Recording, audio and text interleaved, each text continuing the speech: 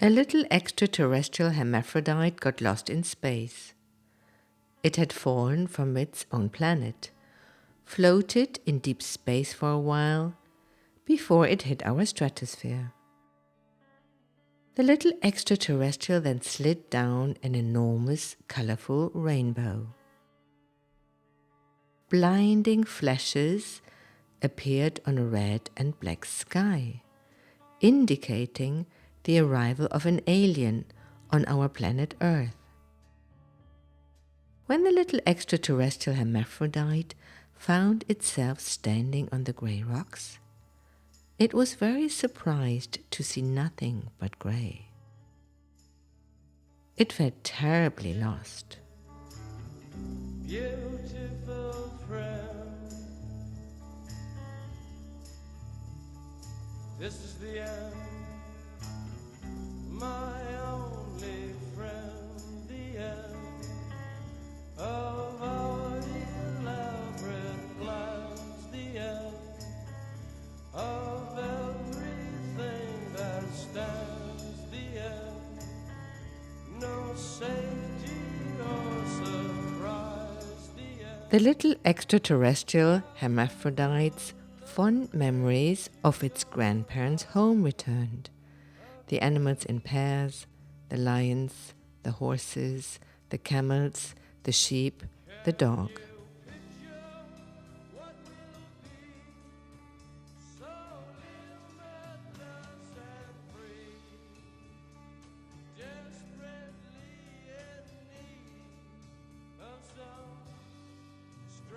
The little extraterrestrial hermaphrodite was very homesick for being surrounded by all its pets.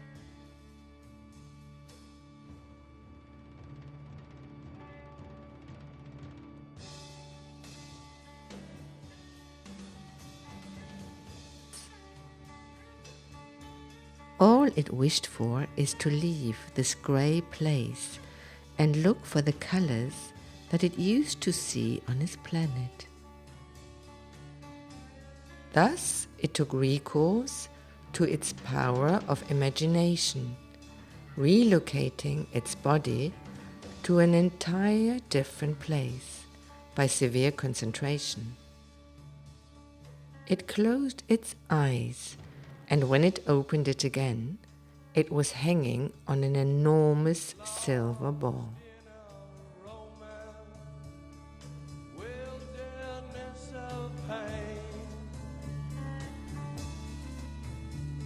And all the children are insane. All of a sudden, the little extraterrestrial hermaphrodite discovered a very strange creature with enormous red arms and legs, looking at it.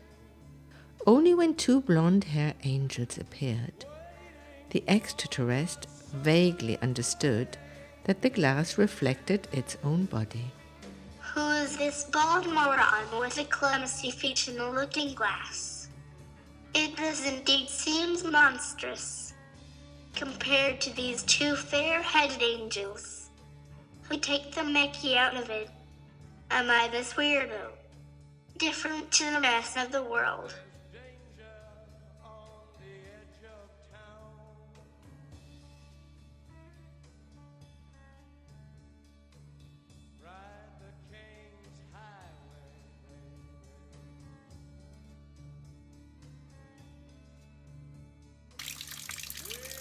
Who is this creature behind the black grid? Did he do anything forbidden? It looks more likely than the two fair-headed angels. But it has something that I haven't got, and that expels water. I have never seen anything like it.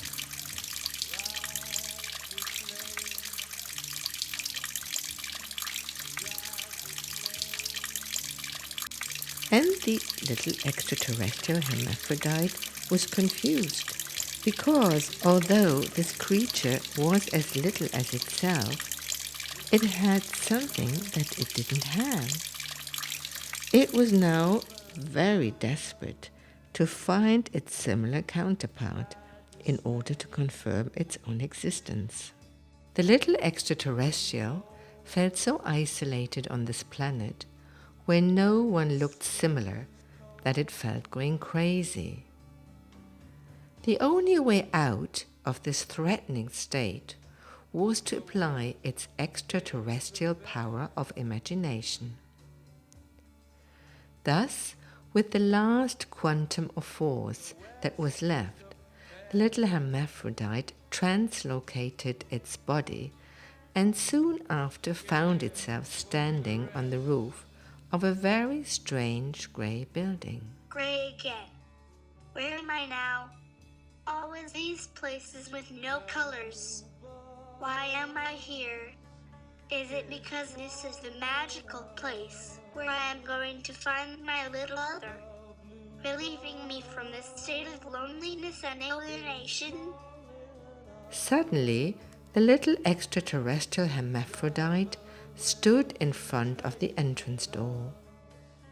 It suffered terribly from fear of embarking on something new and unfamiliar, but then finally entered.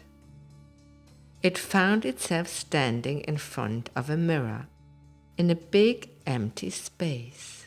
The killer awoke before dawn. He put his boots on. Are these frog eyes who are staring at me mine? He took a face. Does this monstrous head with the wobbly jelly skin belongs to me? No wonder the fair-headed angels gave me bunnies. Did I become you, handicapped with only one leg and one arm? Where are my two extraterrestrial feet and hands? Has this strange planet rendered me insane, that I am unable to recognize myself anymore? Speak to me, Fothead. Tell me that I am not like you. Oh, cool. You're a part of the real world. You do exist. Yes, I do.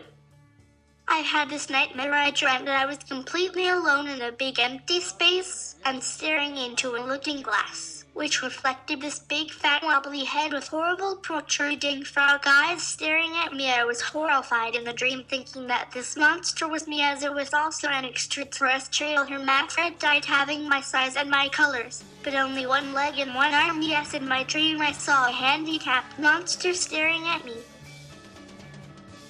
I am your monster that you cannot see. Although equal in color and size, you do not resemble me at all, because on my planet the hermaphrodites are smiling like me, and they are cheerful all the time. Bullshit. Come and see. Oh no, wobbly fatso. Not you again in the picture. I hate you. Get lost.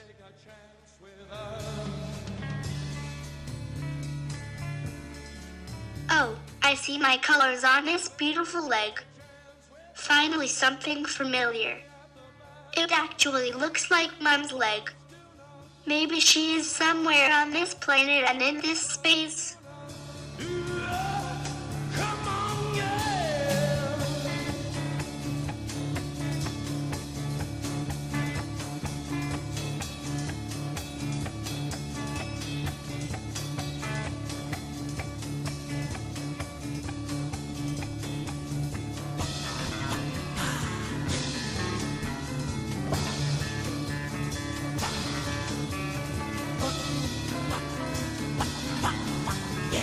Come on, baby. Come on, baby. Yeah. Yeah.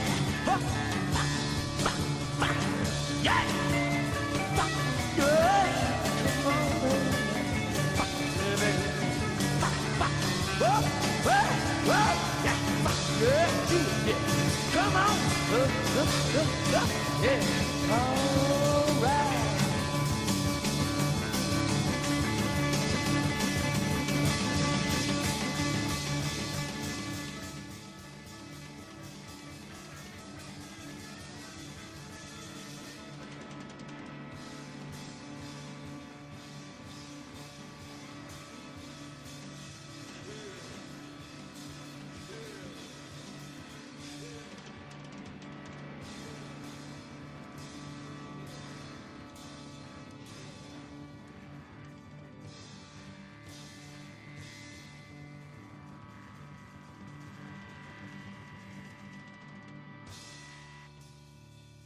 Although the little extraterrestrial hermaphrodite was very happy to recover the familiar bright colors of home and his mum, it was now even more confused and alienated than ever before. Although it remembered its mum always being divided, it loved her dearly, never being disturbed by it. But here, on this foreign planet, with all its estrangement, something unbearable and monstrous returned.